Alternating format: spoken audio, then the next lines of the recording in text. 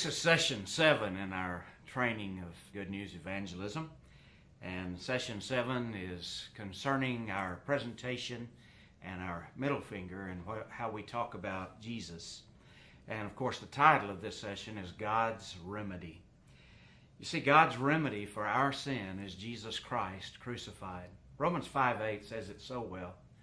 God demonstrated or commended His love toward us, and that while we were yet sinners, Christ died for us. He paid our penalty.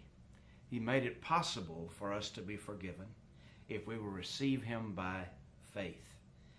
You know, I like to point out at this particular point just how amazing Jesus Christ really is. Of course, He's the Son of God, but sometimes I don't think people realize how much difference He's made in the world. Even people who never believe in Him or never trust Him have been affected and impacted by His coming into the world. I was thinking about one of my favorite mentors from years gone by, Dr. Dallas Willard, who taught at the University of Southern California. He was known all over the campus as a Christian. He was a philosophy teacher, but his classes would pack out every semester.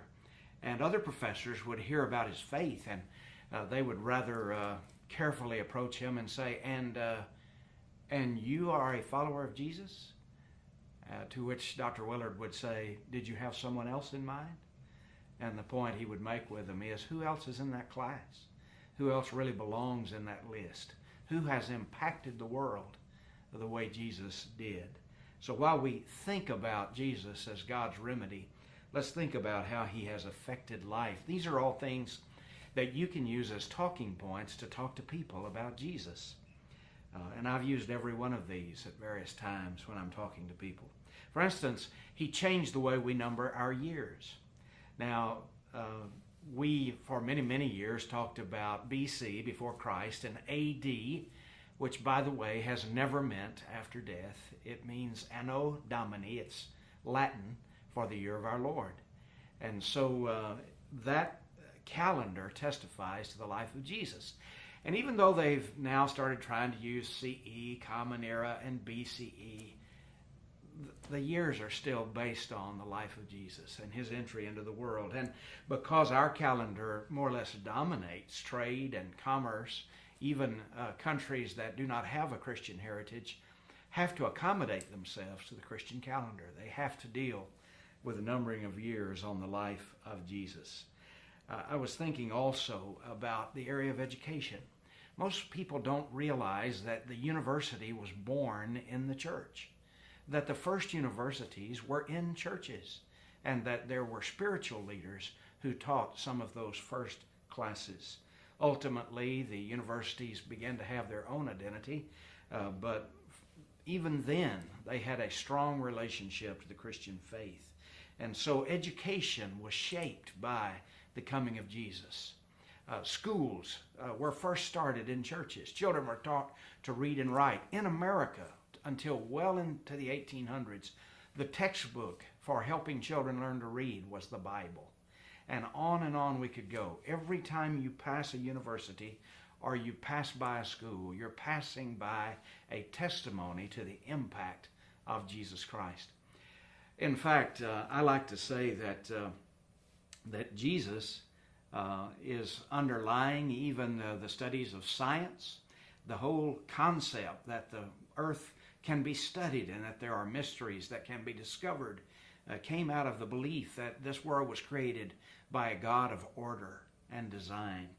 And so even though some people try to see science as opposed to faith, in fact, science arose out of faith. And it's a relatively modern phenomena for some scientists to take agnostic or atheistic positions. What about medicine?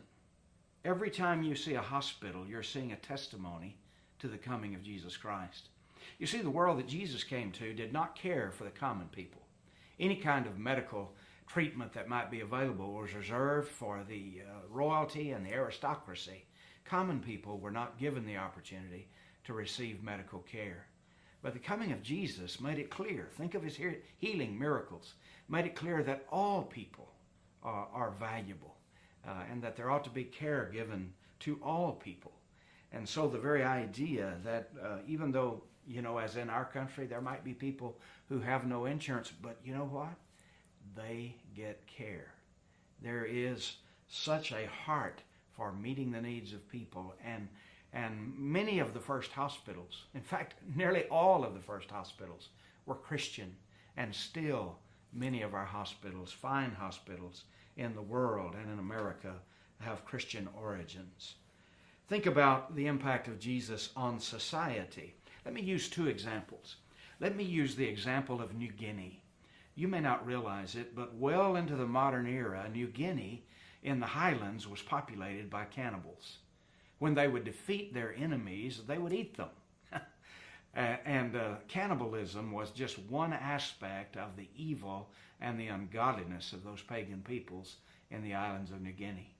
But bold missionaries went up among those cannibals and began to share Christ with them. And through a series of miraculous events, now that same landscape in New Guinea is dotted with churches and with communities that have been impacted by the gospel of Jesus Christ and the value and importance of human life that goes with that understanding. Or think, for instance, about India, and think about how in India, when a man died, they would cremate him on a funeral pyre, and they would burn his living widow on the fire. It was supposed to be a sign of her devotion to him, that she would not go on with her life. Not all of them would do that willingly, as you might expect. But you see, long before there was any kind of Christian impact in India and churches were organized, it was the Christian witness of those who were there serving that rose up in opposition to that practice and suppressed it and moved it aside. And so Jesus had an impact on India, even more so than just those who came to know Christ. You maybe have heard that Mahatma Gandhi was a very careful student of Jesus. In fact, he said a very sad thing. He said, "I would be a Christian if it were not for Christians." He saw such a difference between the teachings of Jesus and the behavior of some of the English colonialists who professed to be Christians that it was a stumbling block for him. But there's no question that his activities of peaceful resistance to injustice was transformative to India, and he got that from Jesus Christ. When you think about how celebrities in our country who make no effort to claim any kind of faith involve themselves in benevolence, think about that. How they help starving children around the world, how they participate in missions of mercy around the world, and how they give money, not just those in the entertainment culture, but some others who have prospered greatly in our country have been very generous in their giving. You understand that doesn't come out of a secular mindset. The secular mindset says it's all about me, my success, and my power. But Christianity has influenced even those who don't follow Jesus to say, no, it's not just about me. I have a responsibility to help others. And when you see that, I don't think they even realize that they have been affected by a Christian philosophy in the way they're seeking to live their lives. Even warfare has been impacted by the coming of Jesus. You see, there was a lot of total warfare in the ancient world, but the coming of Jesus Christ raised the issue of when is a war warranted? And so Augustine in North Africa in the 400s AD came up with something that he called a just war theory. And St. Thomas Aquinas later took Augustine's ideas and developed them a bit further. Do you know that before we went into Iraq, many years ago, they were sitting around talking about, is this a just war? And they were using the theorems of just war to make their decision about what they should do. The point I would make with you is that the Geneva Convention rules and all of the ideas about when is a war just and when is there an army that seems to have the right on their side and an army that seems to be representative of evil, it is always based on Christian understanding of what is right and what is wrong. And it often goes back to Augustine and St. Thomas Aquinas in the conversations about these things. During the Gulf War, I remember distinctly a broadcast on a news station in which some American soldiers had captured some Iraqi soldiers, and they were begging for their lives. And I saw the American soldiers as they just gently extended their hand and said, "You're all right. You're all right." While these soldiers were just in terror. They thought surely they would be killed. That was the way of their dictator, Saddam, and they thought surely they would just shoot them, but they didn't. They said, "You're all right." When I saw that video, I thought, that is what Christianity has done. I'm not suggesting those soldiers were Christians. What I'm saying is the understanding that even the enemy should be treated with some decorum and respect as a person of value. That comes out of the Christian faith. And so it's amazing the impact that Christ has made. Well, then, think about books themselves. You know, there was a time when a book was just a rolled up piece of paper. A book was just a papyrus or a parchment scroll like this. And that was a book. And the word book was taken for thousands of years before Jesus came into the world by rolled up scrolls. If you went to the Library of Alexandria, there would be some vases on shelves, and in those vases would be scrolls. That's what you would find in a library. And yet the coming of Jesus produced a group of people who needed to communicate a message that had verses scattered throughout the scrolls that they needed to use to make their case. For instance, in the prophecy of Isaiah, there would be a passage about the birth of Jesus and then a passage that would point to the crucifixion of Jesus. So how do I roll through that scroll to get to those various places? How do I communicate that and maybe even show that to someone that I'm teaching? And they hit upon the idea of cutting the scrolls into what we now know as pages and binding them together on the edge. And the technical name for that kind of book that we all know so well is the codice. The codice. And codices, the very concept of the codice, was a Christian invention by those who were wanting to share the message of Jesus. So I often say, go into the largest library that you can think of, and every book on every shelf about every subject is a testimony to the impact of Jesus Christ on this world. Talk about an interesting conversation. I was at the University of Texas Library one day, and a student across from me was doing some research, and at a certain point he looked up at me and I said, "Do you know where these came from?" He said, "What do you mean, these books?" I said, "Yes." I said, "There was a time when a book was a rolled up scroll, and you and I would be taking down scrolls off shelves, probably in jars, if we were in the library. But this particular understanding of a book was invented by those who were sharing the message of Jesus around the world, as they cut up scrolls of Scripture and bound them together like this." It was an awesome conversation with a student who had no idea of that particular little important point of history. So you see, I'm not just talking to you about Jesus. I'm talking to you about ways that you can talk to people about Jesus. Conversation starters that will help you share with them, why did he make such a difference? What is it about Jesus that makes him greater than all who ever lived? Remember, in our Good News presentation, we point out that's usually the longest finger on your hand, and it reminds us of Jesus because he stands above all the people who ever lived. That's the point that we're making. Well, he alone lived a sinless life. If you look back to your notebook, when we think about living without sin, we need to think both positively, that's one of the blanks, and negatively, that's the other blank. You see, Jesus' sinlessness is not just that he didn't do wrong. It's that every minute of every day, he was doing the right thing at the right time. John 8:29 tells us about that, where Jesus said, "I always do what pleases the Father."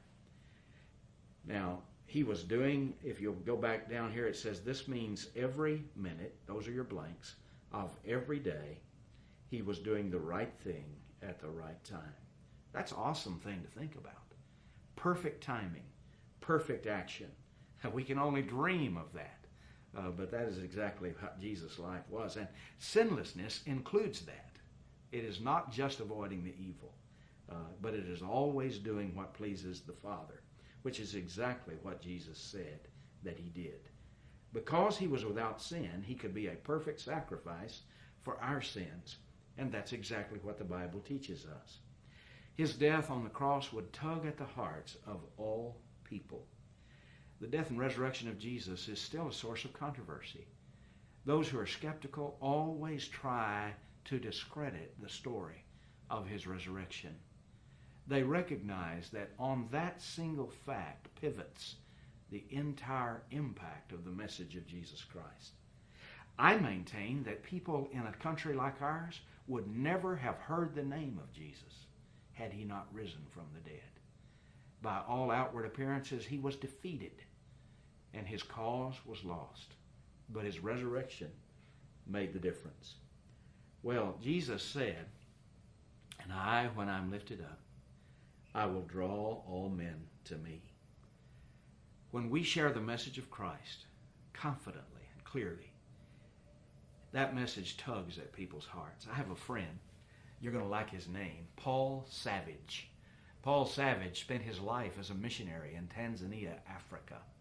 One of the things he did there was go out into the areas among the Maasai tribesmen with a generator and a projector and show them the film about Jesus, just a gospel film based on the Gospel of Luke.